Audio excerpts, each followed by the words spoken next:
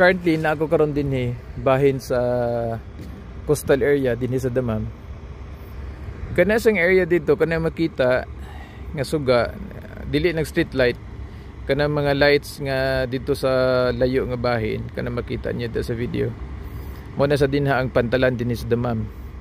From there sa Pantalan, coming here up to that point, dito nga point kanang naay mga hayag dito dili ng street light, reclamation area, gipang reclaim ni nila. Og di ko masayop, siguro more or less nasa mga 15 kilometers ang length sa gi-reclaim. Unya ang width is more than 1 kilometer ang width. So naglibog ko ngano nag-reclaim pa man sila nga daghan dako pa man ilang lugar aning Saudi, dili pa mapud sila crowded pero nag-reclaim na sila. No wonder sa Philippines mo reclaim tungod kay gamay nga nasod.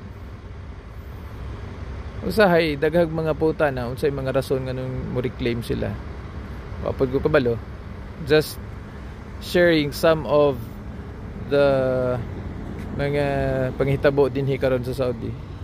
Naglibog lang pod ko. So gipang reclaim nila nga dako pa ilang area.